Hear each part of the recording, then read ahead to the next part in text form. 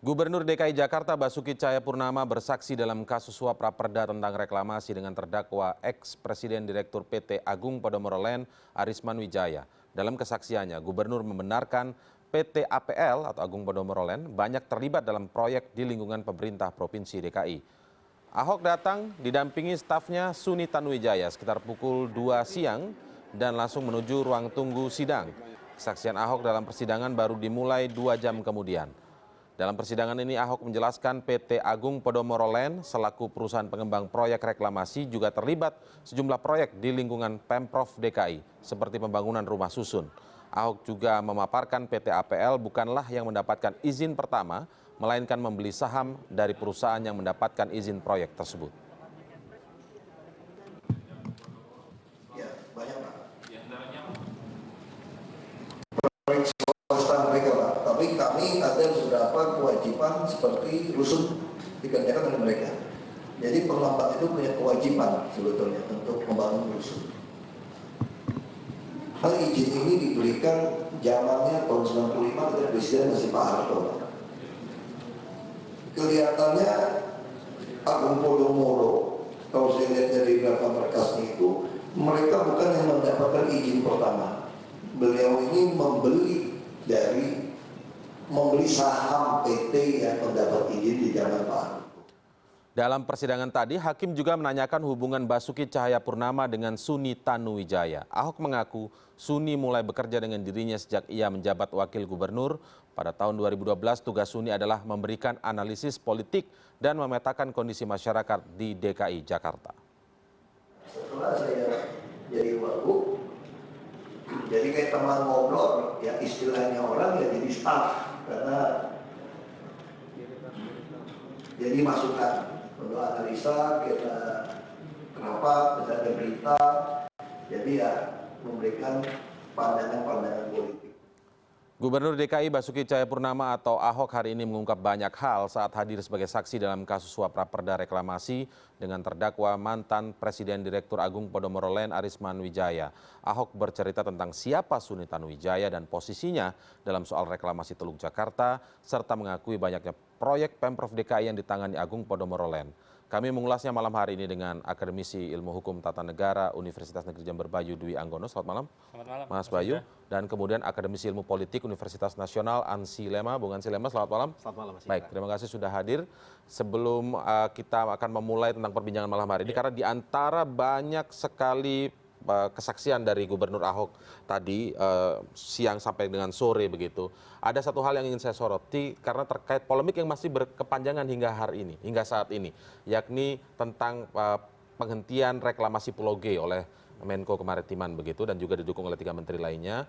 Di depan majelis hakim hari ini Ahok kembali mengatakan bahwa yang bisa menghentikan itu adalah Presiden karena Kepres tidak bisa dibatalkan oleh Kepmen begitu. Kita lihat dulu ya cuplikan berikut ini di layar. Ini pernyataan yang kami kutip dari Detikcom ketika persidangan juga sedang berlangsung.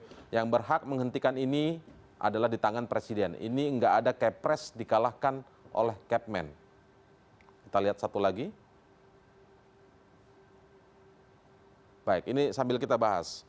Jadi itu tadi pernyataan Ahok yang juga muncul dalam persidangan ini. Saya ingin lihat tanggapan dari Mas Bayu secara hukum tata negara bagaimana Anda melihat ini. Ini pernah kita bahas sebelumnya, tetapi tetap ini yang dijawab oleh Gubernur Ahok. Bagaimana Anda melihat ini? Saya pikir kan persoalan reklamasi saat ini, terutama reklamasi Pulau G, itu kan dasar pelaksananya bukan Kepres. Betul, sumber wewenang Gubernur dari Kepres. Tapi sebenarnya kan izin pelaksanaannya kan surat keputusan Gubernur.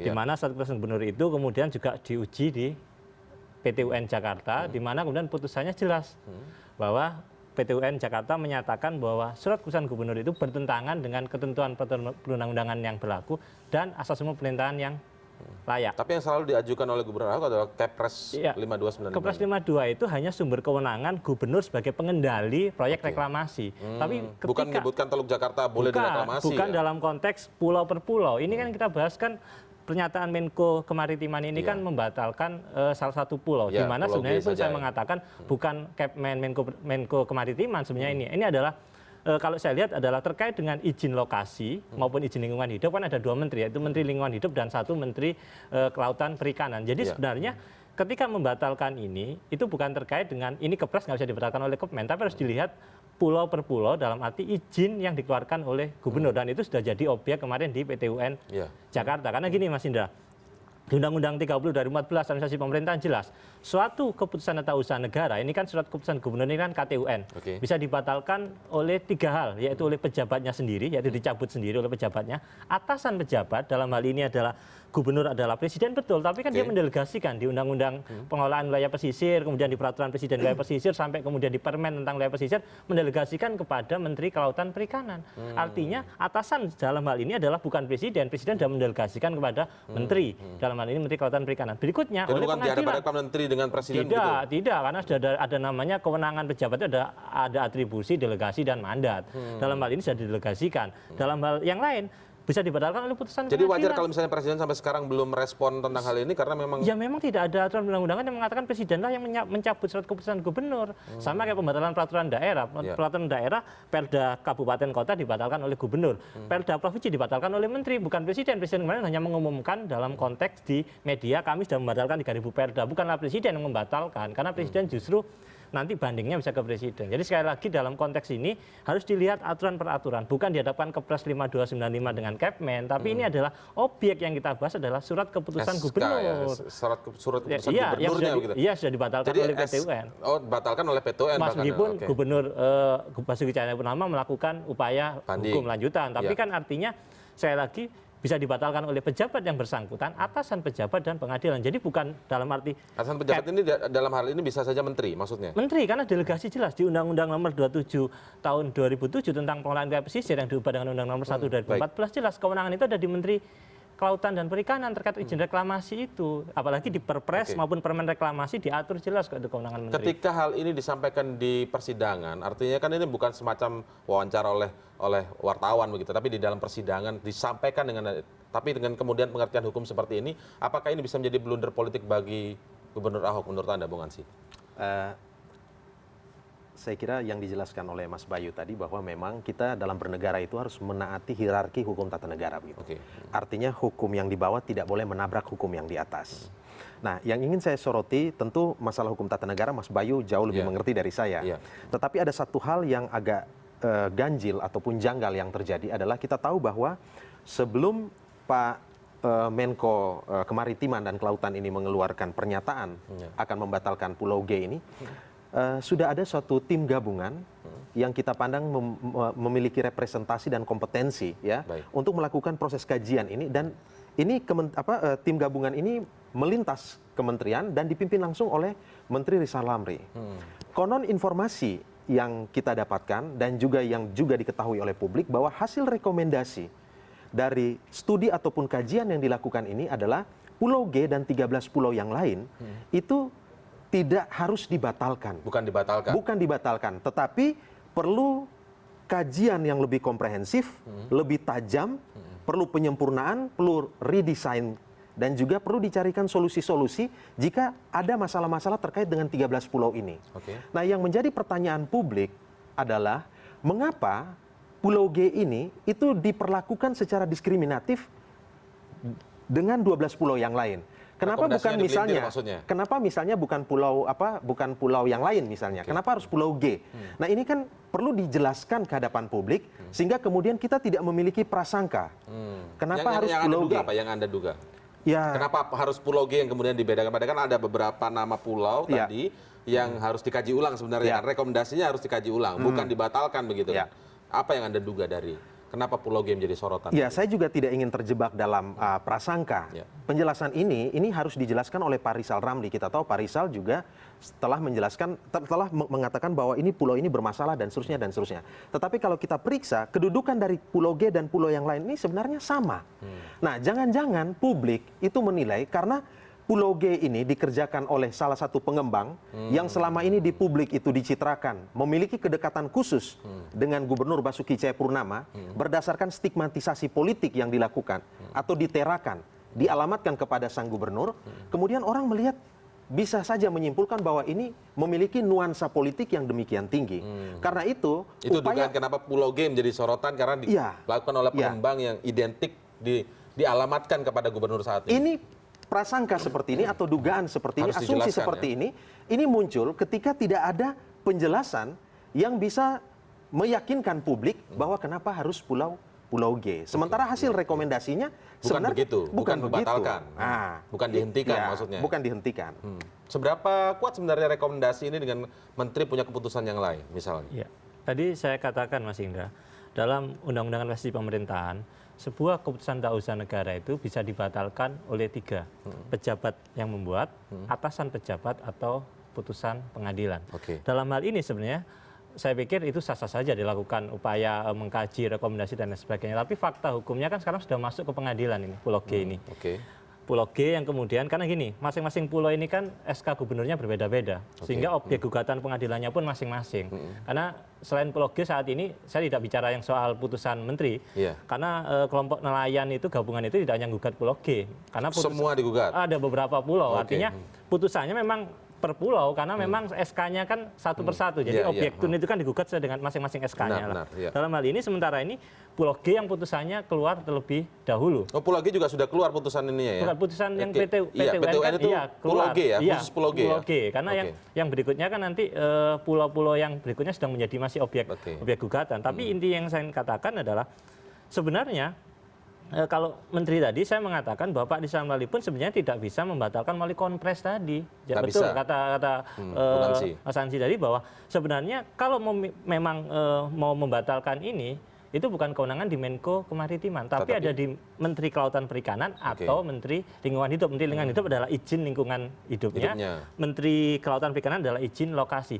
Jika ini dikeluarkan oleh Kepres, ada hak pengusaha yang akan dilindungi juga. Dia bisa menggugat terhadap Kepres itu ke pengadilan, sehingga jelas apakah memang keputusan menteri itu bisa dipertanggungjawabkan secara hukum atau tidak. Ini kan masalahnya kemudian belum pernyataan itu baru dilontarkan ke media dan belum dilakukan sebuah tindakan konkret. Karena sekali lagi dalam hukum administrasi negara, putusan itu ya sifatnya tertulis sehingga kemudian bisa menjadi objek gugatan, sehingga pelindungan hukum bagi pengusaha juga ada. Menurut saya seperti itu. Kita akan lanjutkan diskusi kita malam hari ini. Ada banyak tadi yang diungkap oleh Gubernur Ahok. Salah satunya adalah bagaimana begitu banyaknya proyek-proyek yang ditangani oleh pengembang reklamasi Agung Podomoro Land yang juga kemudian berada di salah satu reklamasi Pulau G tersebut. Kita akan mengulasnya lebih lanjut, tetaplah bersama kami.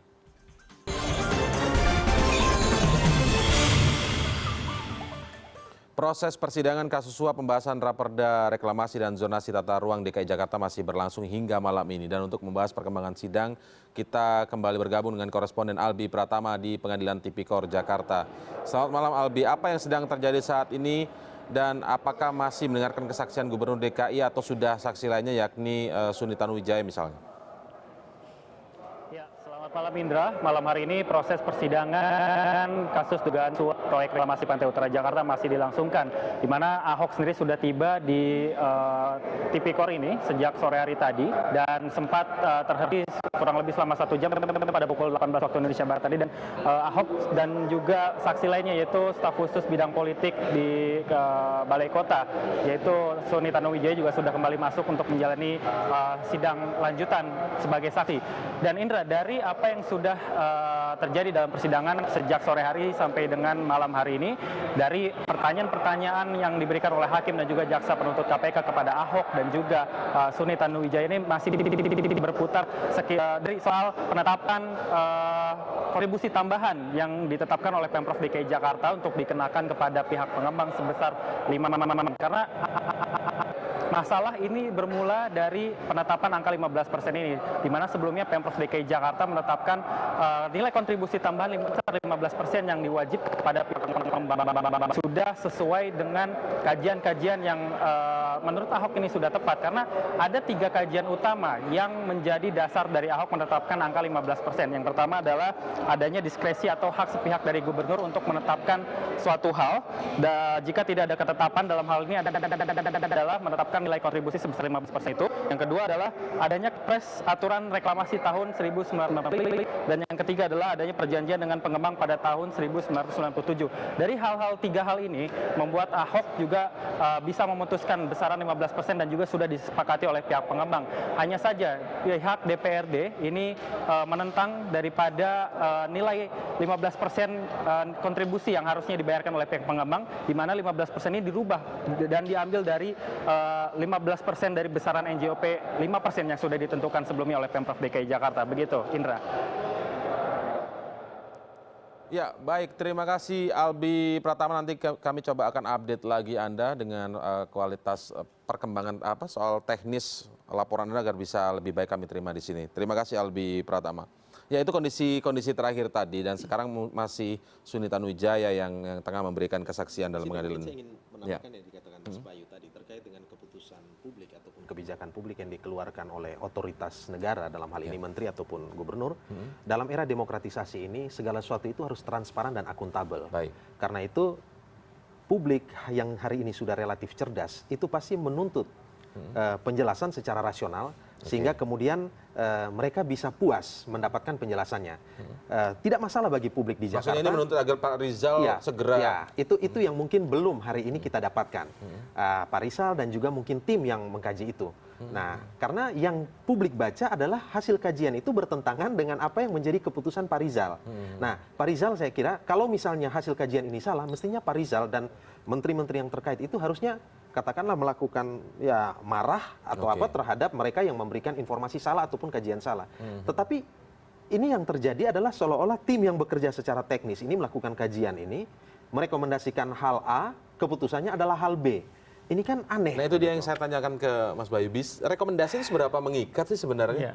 Jadi saya pikir dalam konteks hukum administrasi negara, dalam konteks ini kan saya lagi, kalau memang Pak Rizal Ramli ini kemudian menyatakan dengan menteri-menteri yang terkait menyatakan ingin melakukan bahasanya itu pembatalan atau penundaan terhadap proses reklamasi sampai dilengkapi mungkin izin-izin yang lain atau macam-macamnya itu sebenarnya cukup mengeluarkan keputusan menteri yang membatalkan. Walaupun itu berbeda dengan rekomendasi seperti yang disebutkan nanti oleh Bung artinya Ansy. gini, dalam surat itu kan jelas ada konsideran menimbangnya, ada dasar menimbang. Apa alasan? Karena gini, dalam membuat sebuah keputusan tata negara, seorang pejabat tata negara itu wajib mencantumkan satu dasar alasan dikeluarkannya keputusan, dasar kewenangan dia mengeluarkan keputusan itu. Yang kedua, alasan kenapa dia mengambil sikap memutuskan demikian. Yang katakanlah berbeda dengan sehingga rekomendasi kemudian tadi, nanti gitu ya. kalau Mas jadi Indra. keputusan itu bisa digugat ke pengadilan. Kalau ada yang keberatan terhadap keputusan itu. Persoalannya Sementara yang sekarang belum ada belum sebenarnya. ada keputusan ataupun juga kebijakan publik yang diambil ini dasarnya adalah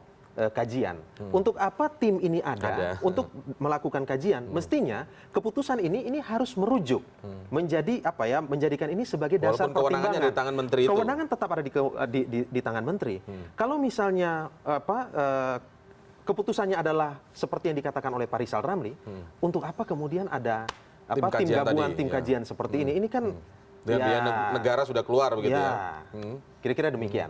Oke, baik. Sekarang kita akan kembali update begitu. Tadi laporan dari rekan saya Albi Pratama mengatakan bahwa sekarang adalah Suni yang tengah melakukan kesaksian. Tetapi yang cukup menarik di sini adalah ketika yang masih disorot ada tanya jawab, cukup dicecar juga tadi pertanyaan Gubernur DKI Basuki Cahayapurnama tentang kontribusi 15% soal reklamasi ini.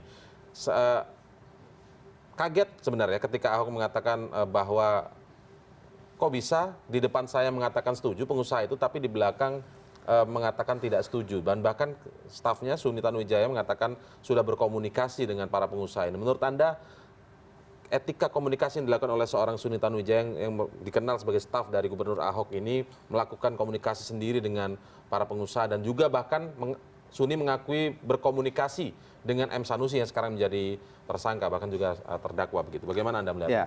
Ini masalah menjadi berkepanjangan, karena memang kemudian Pak Risman dan juga Pak M. Sanusi itu kemudian tertangkap di KPK. Tetapi untuk memahami masalah ini saya kira kita harus melihat kepentingan dan juga peran di balik tiga pihak ini. Yang pertama itu adalah pemerintah Provinsi DKI Jakarta, yang kedua ini adalah pihak pengembang ataupun perusahaan, dan yang ketiga ini adalah DPRD. Nah, saya ingin bicara dua pihak yang pertama. Kita tahu bahwa perbedaan kepentingan dari pengusaha atau pengembang dengan pemerintah Provinsi DKI Jakarta itu terkait dengan kontribusi tambahan. Kalau pengembang itu meminta 5%. Iya. Sementara pemerintah Provinsi DKI Jakarta meminta 10%. Nah, dalam perjalanannya kemudian DPRD ini sebagai pihak yang merepresentasikan kepentingan publik, kalau berdasarkan nalar logika, mestinya dia berpihak kepada pemerintah Provinsi DKI Jakarta. Karena apa? Karena ada nilai sebesar 15% berupa kontribusi tambahan yang akan masuk kepada kas negara, dalam hal ini adalah pemerintah Provinsi DKI Jakarta, yang bisa digunakan untuk kepentingan-kepentingan membangun fasum dan fasos di kepentingan masyarakat. Kepentingan masyarakat. Nah, ternyata ini kan tidak terjadi. Nah, menurut saya tarik-menarik. Karena menurut ada lobby saya dari logis, pengusaha kepada dan wakil rakyat. logis saja bahwa pengusaha itu ingin mendapatkan profit secara maksimal dan dia menuntut 5%. Logis. Dan logis juga pemerintah Provinsi DKI Jakarta itu meminta 15%. Walaupun ini bisa diperdebatkan kajiannya dari mana. Tadi Pak Ahok sudah menjelaskan bahwa ada dasarnya, ada tim kajiannya, sementara keputusan untuk melakukan itu adalah diskresi. Karena ketiadaan peraturan yang jelas dan untuk menyelamatkan jangan sampai ini merugikan masyarakat. Tetapi dihadapkan pada dua posisi seperti ini, saya kira DPR itu harusnya mengambil sikap yang berpihak kepada kepentingan publik. Nah, kalau tidak salah, ada penjelasan dari Pak Ahok, Pak Gubernur, yang tidak dibantah oleh pengembang, bahwa sebenarnya mereka sudah sepakat di angka 15% itu. Nah, mungkin di belakang ini, karena tidak ada bantahan dari pengusaha ataupun pengembang, ini mereka melihat bahwa 15% ada selisih 10%. Ini kan lumayan besar. Dan ini kita tahu, ini juga kemudian dilihat oleh DPRD. Nah, mungkin ini saja bisa menjadi celah untuk DPRD. Nah, saya tidak ingin menuduh. Tetapi, saya golkan yang 5%, tapi karena ini kan ada kickbacknya begitu maksudnya. Ada selisih di sana. Belum lagi yang pasti bahwa mungkin saja di pihak birokrasi juga di pihak DPRD ini ada banyak sekali rent-seeking politician dan rent-seeking birokrats yang ingin melihat ataupun juga mengambil manfaat dari hal ini. Jadi kalau kita mau bicara soal hal ini, kita harus melihat kepentingan-kepentingan yang bertolak belakang yang berbeda. Sudah Anda gambarkan tadi kan kepentingan-kepentingannya ya kan? Dan sebenarnya Pak Basuki Cahayapurnama menjelaskan bahwa pembahasan dua ranperda ini sebenarnya sudah tuntas. Tinggal diparipurnakan saja. Hanya ini tidak pernah mencapai quorum. Karena mungkin masih ada ganjalan di 5 atau 15% tadi. Nah, saya tidak tahu persis peran seorang staf khusus. Tetapi bisa saja ini kan dalam proses ini proses komunikasi. Karena berdasarkan informasi yang Pak Ahok sampaikan bahwa ini hanya bisa diketuk palu kalau DPR ini quorum dan menghadiri sidang paripurna. Mungkin saja Pak Ahok menugaskan staf khusus dalam hal ini Suni Tanuwijaya mungkin saja untuk lobby-lobby, untuk melakukan lobby dengan pengertian bahwa ini segera dihadiri karena toh pengembang itu tidak pernah secara eksplisit menolak 15%. Walaupun sudah mungkin secara eksplisit menerima. Ya kira-kira setidaknya dari bantahan yang tadi itu tidak kelihatan kan. Penugasan gitu. Suni ini menurut Anda secara aturan tata negaranya seperti apa? Nanti kita akan lanjutkan apakah tepat atau tidak. Kita tahan dulu. Kami masih akan segera kembali saat lagi.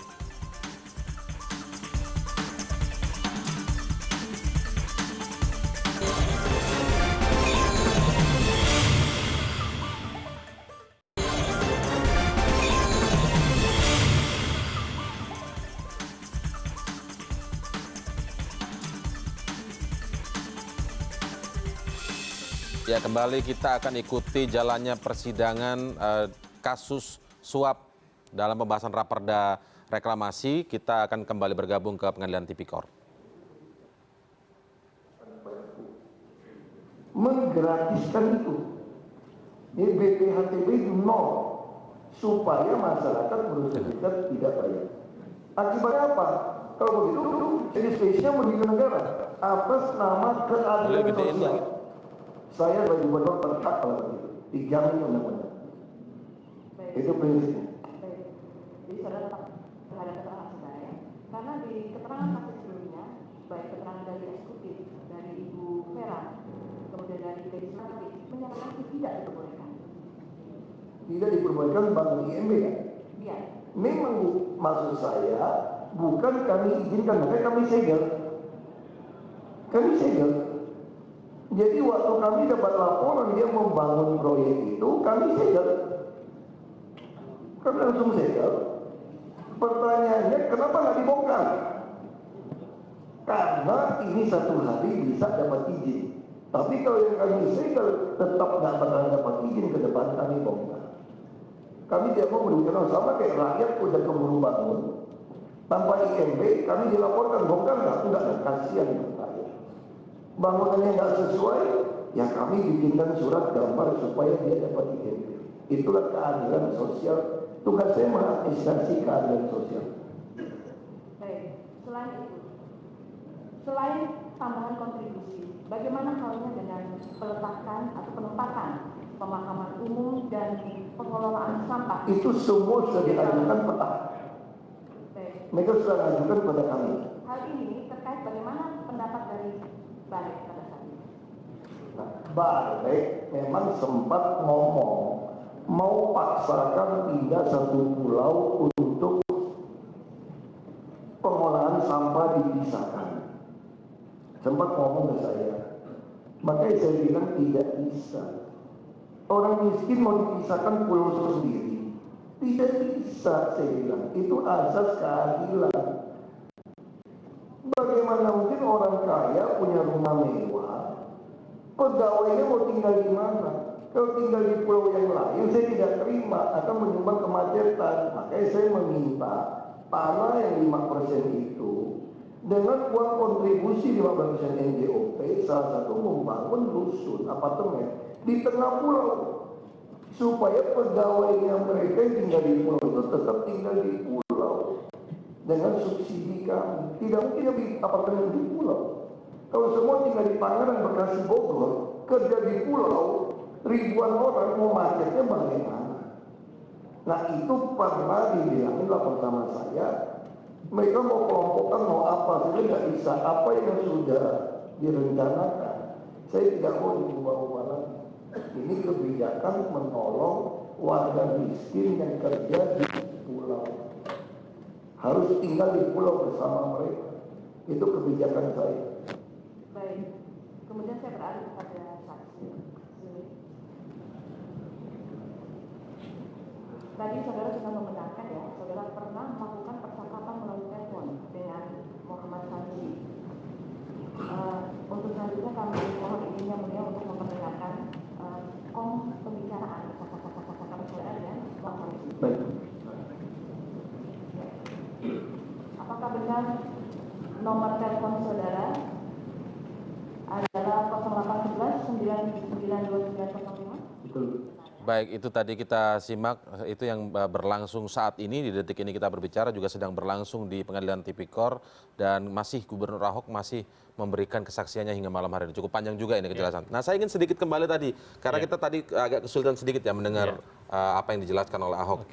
Tapi masih terkait dengan kontribusi tambahan sebesar 15%. Ini kan kalau dilihat, boleh saja dong niatnya ini sebenarnya baik, 15% untuk masyarakat DKI loh begitu. Bagaimana Anda melihat proses administrasi negara? Jadi saya akan bicara dulu ini soal korupsi berbulu legislasi. Jadi sebelum kasus DKI ini kita banyak menemukan kasus seperti ini, Mas Indra. Banyak ya. Misalkan kasus terakhir kan kemarin di Banten tentang pembahasan Raperda pembentukan Bank Banten. Iya, benar. Suap alih fungsi hutan, Perda alih fungsi hutan. Kemudian suap Perda PON, suap Perda APBD.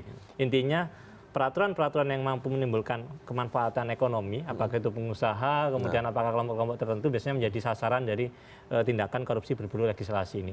Korupsi berbulu legislasi ini bisa terpelihara dengan baik jika pembahasan Raperda ini tidak pernah terbuka dan transparan melibatkan tahapan yang ada. Biasanya selesaikan lobby-lobby di luar. Jadi sidangnya di gedung DPRD, tapi sebenarnya sudah selesai di luar melalui lobby-lobby khusus lah. Maksud saya dalam hal ini ruang-ruang gelap ini yang menciptakan lorong itu. Maka tadi saya melihat dari siang hari sidang ini dilaksanakan, sebenarnya dari sidang hari ini kita mendapat banyak gambaran. Ternyata DPRD DKI Jakarta yang harusnya menurut saya bisa memberikan contoh bagi DPRD lainnya di provinsi-provinsi lainnya bagaimana membuat sebuah peraturan daerah yang baik. Ternyata dalam membahas sebuah rancangan Perda ini belum sesuai dengan asas-asas pembentukan Raperda yang baik. Asas itu bagaimana? Misalkan harusnya memang kalau memang ini kan mengenai kontribusi 15% ini kan kita sebut sebagai open legal policy, kebijakan hukum terbuka pembentuk peraturan daerah, karena memang tidak ada satupun ketentuan perundang-undangan yang mengatakan harus berapa persen. 15%, Jadi bagi saya 5%, 10%, 15% itu harus ditimbang kita sebagai cost and benefit analysis, menganalisis dalam konteks pembentukan perundang-undangan itu untung ruginya seperti apa. Tidak jadi masalah mau 20, 15, 10 asal kemanfaatannya baik bagi masyarakat maupun bagi pihak pengembang bisa ada titik temu. Masalahnya kemudian kan ini menjadi korupsi legislasi ketika penentuan besaran angka itu menjadi objek diperdagangkan oleh oknum-oknum tadi yang saat ini sedang disidangkan lah.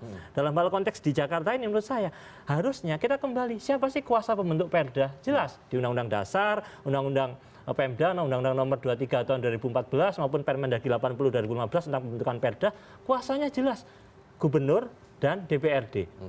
Begitu mereka membahas dengan melibatkan masyarakat, pengusaha, kelompok nelayan, undang semua, bahas keberatannya seperti apa, lakukan lobby. Biasa lobby dalam arti lobby di gedung itu. Lobbynya di gedung itu? Kalau kita biasa di DPR pembahasan undang-undang kan diskors ada lobby.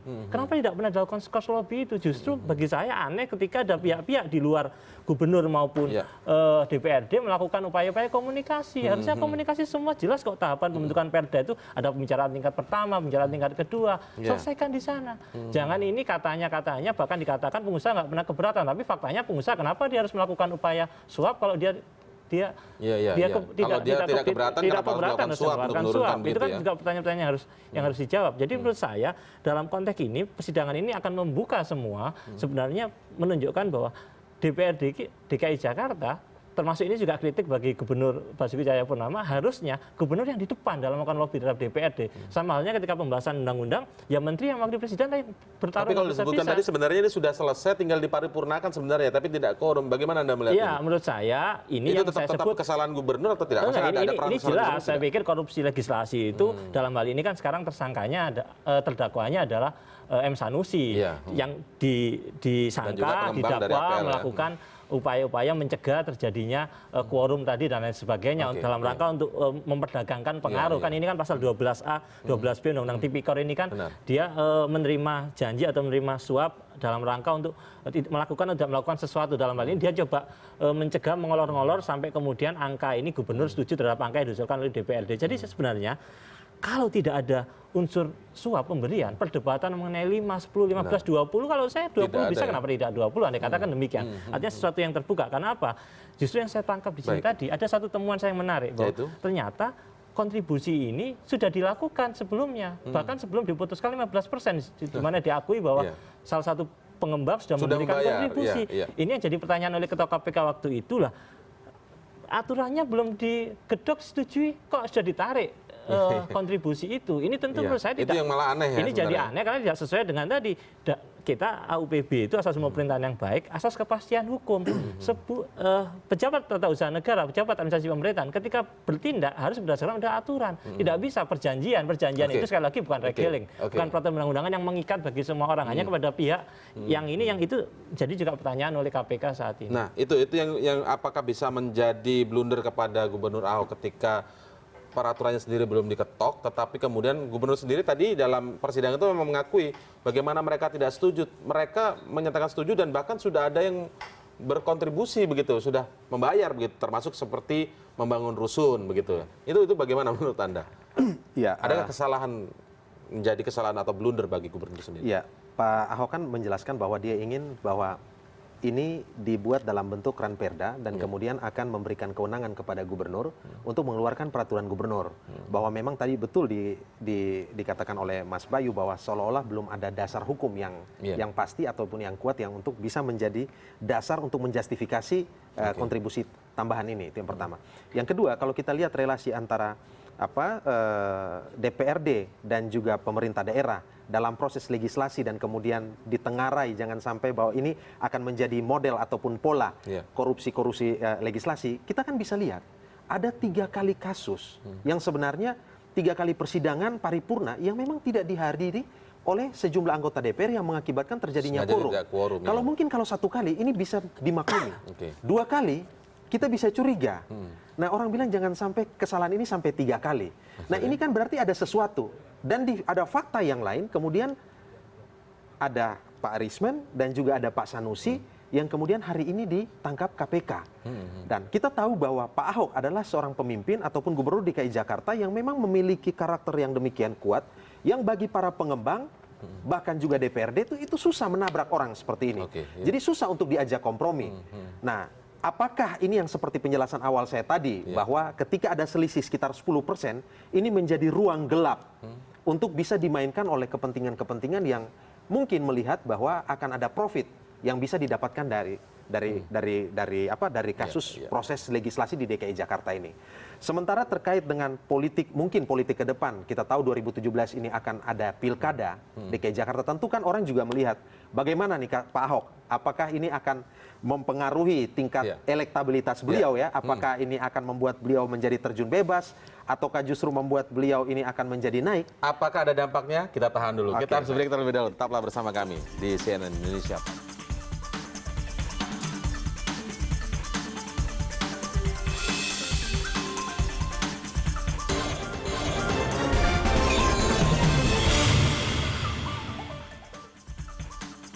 Kita akan coba ulas seberapa jauh dampak politik menjelang pilkada DKI dengan apa yang terjadi selama ini yang berada di sekeliling Gubernur Ahok sebagai petahana. Kita akan ulas, tapi saya ingin kembali ke soal hukumnya dulu. Saya penasaran, kalau tadi disebutkan Mas Bayu bahwa ada temuan ketika ini belum diketuk, ya kan?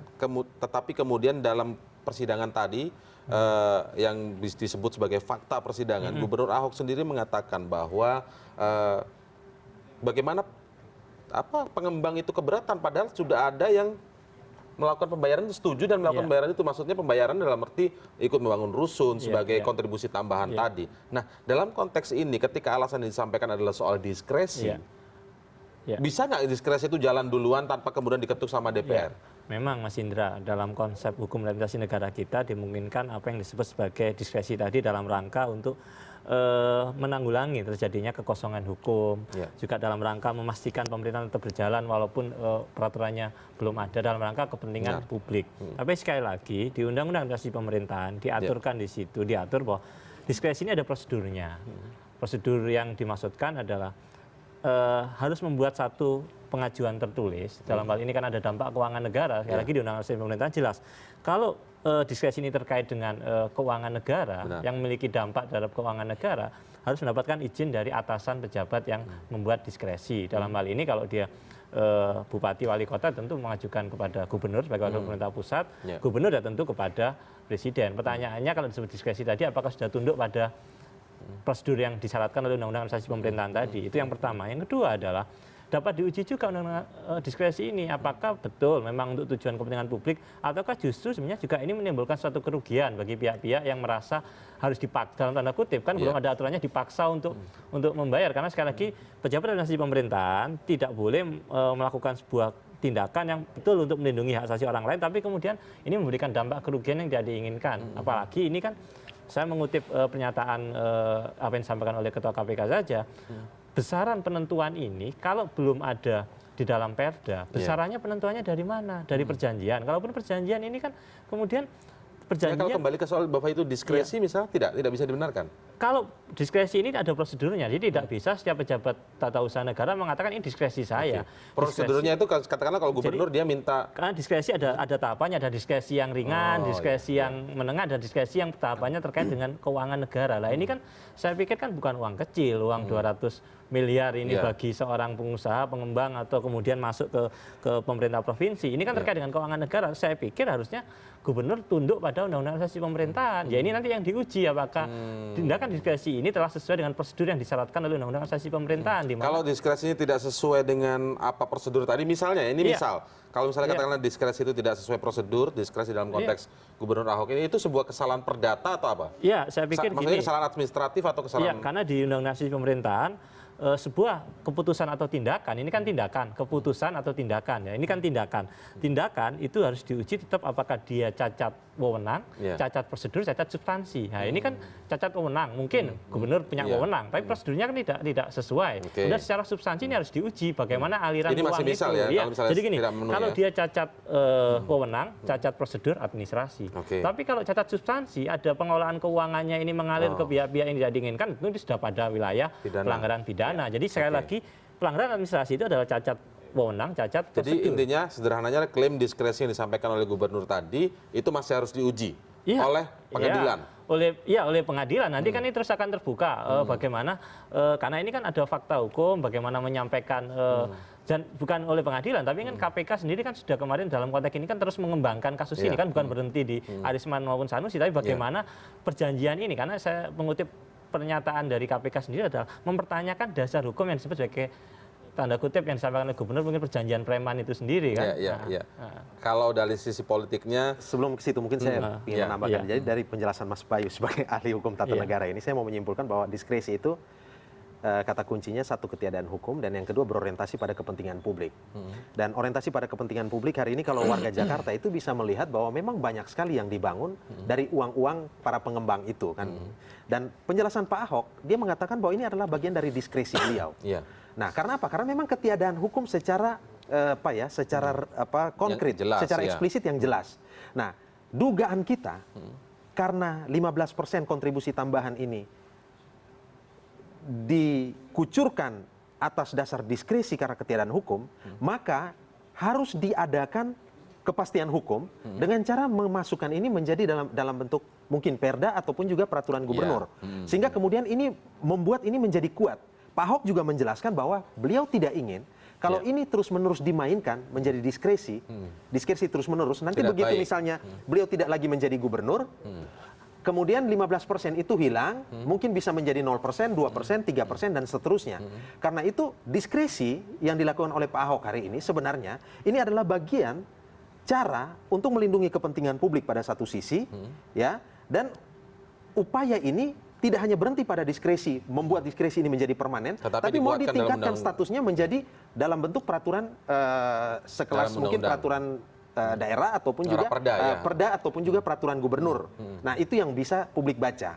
tapi Anda setuju kalau klaim diskresi ini harus diuji terlebih dahulu? Pasti. Oke. Tadi kan ada soal wewenang, soal prosedur, prosedural dan substansi. juga soal substansi. Nah, yang memberatkan ini soal substansi.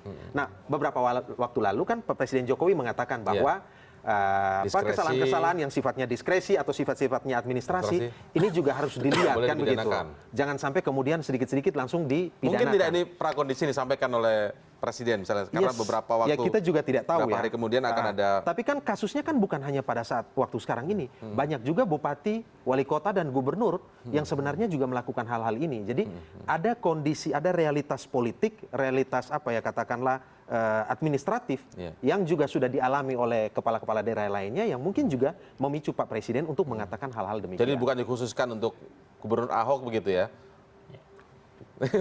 Mungkin saja. Saya ingin menambahkan gini, Mas Indra. Jangan sampai ini, jadi seringkali ini tetap, ini kan bagaimana diskresi ini satu melindungi kepentingan publik, tapi jangan juga menjadi salah satu alat dari pejabat pemerintahan untuk melakukan pemerasan. Dalam arti gini, di berbagai tempat, saya tidak bicara DKI Jakarta, jangan sampai belum ada aturannya, kemudian atas nama kepentingan publik, pejabat kemudian sewenang-wenang kepada para pengusaha pengembang atau apapun, ini diskresi saya, nggak ada aturan, Anda harus menyumbang kepada saya gunakan untuk kepentingan publik. Padahal tentu dalam dana yang masuk tadi kan kemudian diolah, peruntukannya untuk apa dan lain sebagainya, itu kan tunduk pada tata kelola keuangan negara. Di sana BPK juga harus memeriksa kemudian ya kan, kemudian juga bagaimana pertanggungjawabannya, apakah benar-benar uang yang masuk itu kepentingan publik dan lain sebagainya. Karena menurut saya ini substansinya itu di situ. Kalau artinya kalau andai kata ada dicacat prosedur pun ini kan pelanggaran administrasi, tapi kalau dalam konteks ini substansinya ternyata dana yang masuk itu kemudian tidak digunakan sesuai peruntukan Nah, ini asas akan bisa pengelolaan memicu keuangan perdebatan negara yang selanjutnya baik ini. lah. Ini adalah tugas KPK, tugas Ketika Presiden sudah mengatakan iya. diskresi sebaiknya jangan dipidanakan begitu kan. Memang ada embel-embelnya bahwa Iya. kalau memang mereka niat nyolong atau enggak, ini jadi ukurannya kan kemudian melihat ukuran niat. substansi tadi kan. Iya kan. Iya. Soal Jadi substansi. Ukurannya jelas. motif Mudah mengukurnya tidak menurut Anda? tadi berdasarkan itu proses prosedural dan substansinya. Nah, diskresi ini Pak Ahok katakan bahwa itu adalah hak saya dan itu memang dalam tata negara ya demikian. Hanya memang harus diperiksa. Nah, terus terkait dengan angka 15% itu, saya kira Pak Ahok sudah menjelaskan secara jelas ya tadi bahwa angka itu bukan karena beliau tidur bermimpi dan kemudian datang seperti itu. Ya, Tetapi ada proses kajian. Kenapa harus 15%? Sama juga kita misalnya NJOP di Jakarta di kawasan ini kenapa harus sekian? Sama juga misalnya pajak kendaraan bermotor kenapa harus sekian persen? Itu ada kajian-kajiannya dan menurut Pak Ahok kajian itu juga merujuk pada kalau tidak salah sekitar tahun 1997 sudah ada kerjasama yang juga dilakukan dengan pihak pengembang ini.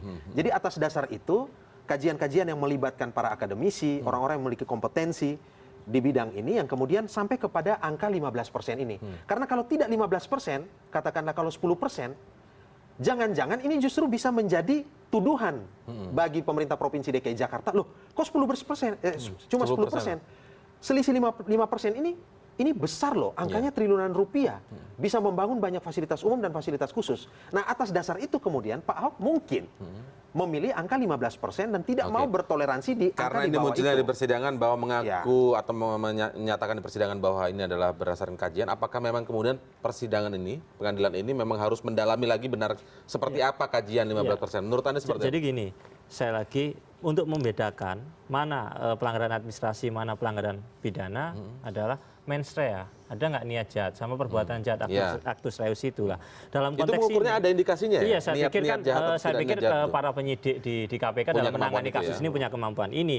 Yang paling utama adalah bagaimana aliran dana yang masuk dari pengembang itu apakah benar-benar diperuntukkan sepenuhnya untuk untuk kepentingan publik, karena 1 rupiah pun itu ternyata tidak digunakan untuk kepentingan publik, digunakan untuk kepentingan orang per orang, itu tentu menjadi ketahuan ini bukan lagi untuk kepentingan publik, mens rea-nya berarti bukan kepentingan publik, tapi ada kepentingan jahat 1 rupiah untuk, pun ya? bahasa kita kan kerugian negara itu 1 rupiah pun itu kerugian negara, tapi kan ini bukan soal 1 rupiah, ini kan soal uang miliaran, Mas Indra. Artinya, tapi gini, ya Mas Indra, saya kira poinnya adalah bahwa sebenarnya kontribusi tambahan ini bagian dari diskresi. Sementara angka 15% ini adalah hasil dari kajian. Kalau misalnya kita mau melihat ya, ini masih dugaan lah, masih asumsi. Kalau kita misalnya ingin menuduh bahwa ini ada permainan dan seterusnya mestinya tidak perlu ada kajian yang dibuka secara transparan, yang juga dibuka dan bisa dipertanggungjawabkan secara akuntabel gitu. Ya, kalau ini harus berjalan dalam proses yang tertutup. Ya. Kalau misalnya itu dibuat topeng, kajiannya bagaimana? Kan juga bisa jadi. Nah, itu juga harus dibuka. Tetapi kan ada pendasaran-pendasaran yang sudah dijelaskan oleh Pak Gubernur tadi. Kenapa angka ini 15% dan bukan 20% dan bukan juga 10%. Berdasarkan kajian. Berdasarkan kajian. Bagaimana? Saya menambahkan sedikit. Jadi kalau kita lihat di persidangan tadi, Pak Ahok mengatakan 200 miliar itu sebenarnya belum ketemu 15, 10 atau berapa, karena aneh dong ini berarti. Bukan, artinya 200 miliar itu adalah karena kan belum ada dasar hukumnya. Jadi ini kan perhitungan dari sepihak dari bisa dari tidak kayak gubernur. gitu tuh? Saya pikir tadi kan diskresi. Artinya sebenarnya kalau kita mau hitung benar nggak kalau 15%, kalau tadi hitungannya 15% itu adalah 200 miliar, ini kan tidak. Artinya maksud saya diskresi ini kan intinya sebenarnya adalah Anda mendapatkan fasilitas di DKI gini-gini, Anda harus ada kontribusi dong. Nah, besarannya ini kami tentukan sekian. Nah, maksud saya tadi itu memang sah-sah aja diskresi dari gubernur dengan tadi tim kajian macam-macam tadi yang tapi fokus kita dalam konteks pengadilan ini adalah sekali lagi peruntukan dana itu apakah benar-benar untuk kepentingan publik ataukah tidak. Di situ aja letak perbedaannya, Mas. Oke, karena ini agak saya ke yang terakhir ya, kita masuk ke ranah politik sedikit saja tapi ini sebagai penutupnya. Tadi Anda sempat menyinggung apakah ada dampaknya atau tidak bagi Pilkada 2017. Tapi saya ingin kaitkan juga bagaimana harusnya Gubernur Ahok ini terhadap sosok Suni Tanuwijaya ini, karena sampai sekarang kan masih dibiarkan tetap berada di sekelilingnya. Sementara Suni sendiri sudah mengaku memang bertemu dengan staf Podomoro bicara soal kontribusi tambahan. Ini kita tidak bicara soal mengaku menerima atau tidak menerima ya, tapi berbicara soal kontribusi tambahan dengan staf Podomoro. Lalu kemudian secara kemudian mengaku juga berkomunikasi melalui telepon dengan M. Sanusi yang saat ini posisinya adalah sebagai tersangka ataupun sudah terdakwa begitu. Nah, bagaimana harusnya Ahok agar tidak merasa dipolitisir soal Pilgub DKI ini terhadap sosok Suni Tanuwijaya? Mungkin yang ini kan kita serba meraba-raba, Mas Indra, karena kita juga belum tahu materi pembicaraan apa yang dilakukan oleh para pihak ini. Walaupun sudah jelas soal reklamasi tadi ya pengakuannya. Ya, reklamasi, tapi apa yang dibicarakan?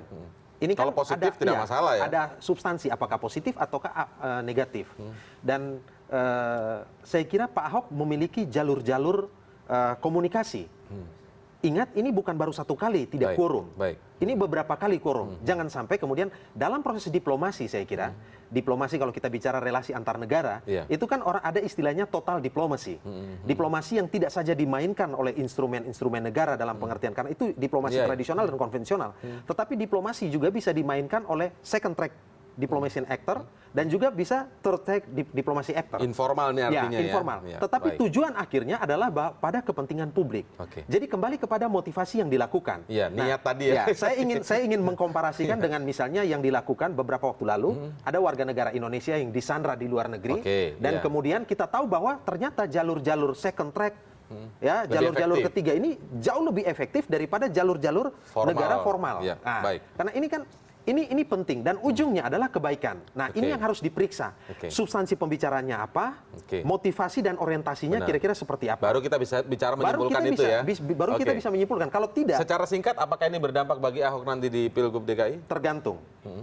Tergantungnya seperti ini. Kalau misalnya diketahui bahwa Pak Ahok misalnya melakukan abuse of power untuk kepentingan dirinya dan kepentingan kelompoknya, saya yakin masyarakat Jakarta yang relatif sudah kritis, cerdas, well informed, ini akan meninggalkan Basuki Cahayapurnama.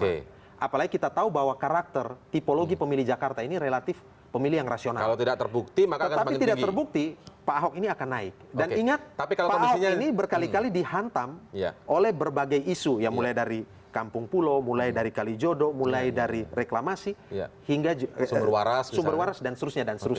Dan yang membuat kita melihat hari ini adalah hasil survei misalnya Saiful Mujani kemarin masih menempatkan Pak Ahok itu di atas kompetitor lainnya dan itu jauh meninggalkan kalau ini. Misalnya terbukti akan turun, kalau tidak terbukti semakin melaju naik. gitu. Karena tapi kalau kondisinya di tengah-tengah kayak begini yang masih abu-abu begini, kondisinya akan mempengaruhi tidak bagi. Jadi begini Mas Indra, pemilih Jakarta yang rasional ini dia mengukur ataupun menilai pemimpin Jakarta itu tidak lagi berdasarkan kata-kata, tetapi berdasarkan tindakan nyata, kinerja. Pak Ahok dalam banyak hal, banyak pihak mengatakan Pak Ahok itu dalam berkata-kata itu relatif tidak santun. Tetapi kenapa elektabilitasnya naik terus? Karena masyarakat melihat kerja nyata dalam hal pelayanan publik, dalam hal pemberdayaan masyarakat, dalam hal jadi melihat birokrasi, hasil kinerjanya. Hasil kinerja konkret. Dan itu kinerjanya teruji, rekam jejaknya teruji. Jadi intinya tidak terpengaruh selama itu belum sampai terbukti kalau benar-benar bersalah. Baik, kita akhiri pembicaraan kita di sini. Kita lihat nanti perkembangan kasus ini seperti apa dan apakah memang ada dampak politisnya dan lain sebagainya. Kita ikuti di episode selanjutnya begitu ya. Terima kasih Mas Bayu, terima kasih Bung Ansi Lema telah bersama kami malam hari ini di CNN Indonesia Prime News. Kami masih akan segera kembali usai jeda berikut ini.